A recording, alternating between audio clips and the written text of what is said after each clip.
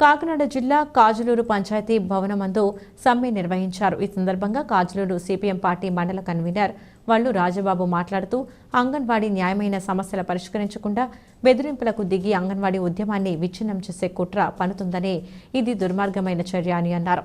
పేదల మధ్య చిచ్చు పెట్టే ప్రయత్నం చేస్తుందని, ఒక రంగం ఉద్యమం చేస్తుంటే మరో రంగాన్ని తీసుకొచ్చి పెట్టడం అన్యాయమన్నారు.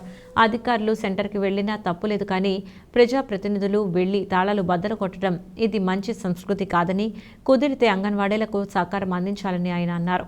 ఈ కాలంలో టీచర్స్, ఆయాలు, మున్సిపల్ వర్కర్స్ అనేక మంది సమస్యలపై రోడ్డు ఎక్కుతున్నారని, పరిష్కరించుకుంటే కాలం వెళ్లదీస్తున్నారని, ఇప్పటికైనా బెదిరింపులు మాని వాళ్ల సమస్య పరిష్కరించాలని కోరారు. వీరికి మద్దతుగా యానిమేటర్స్ పాల్గొని సంఘీభావం తెలియజేశారు. ఈ కార్యక్రమంలో T Varalakshmi, Kollapalem sector K Anumavathi, Kolanka sector A Annavaram, మండలంలో ఉన్న అంగన్వాడీలందరూ పాల్గొన్నారు.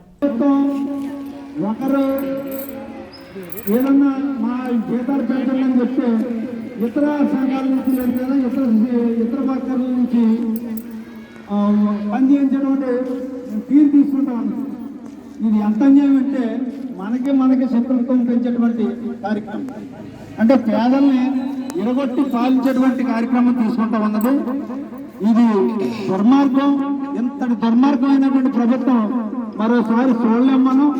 అందుచేత గతంలో ఎవరైతే అంగన్వాడీలను ఇబ్బంది పెట్టారో వాళ్ళందరూ కూడా ఈవేళ అధికారం లేకుండా బయట తిరుగుతున్నటువంటి పరిస్థితి. అదేవిధంగా ఈ ప్రభుత్వానికి కూడా అదే గతి పడుతుందని చెప్పి మనం హెచ్చరిస్తా ఉన్నాం.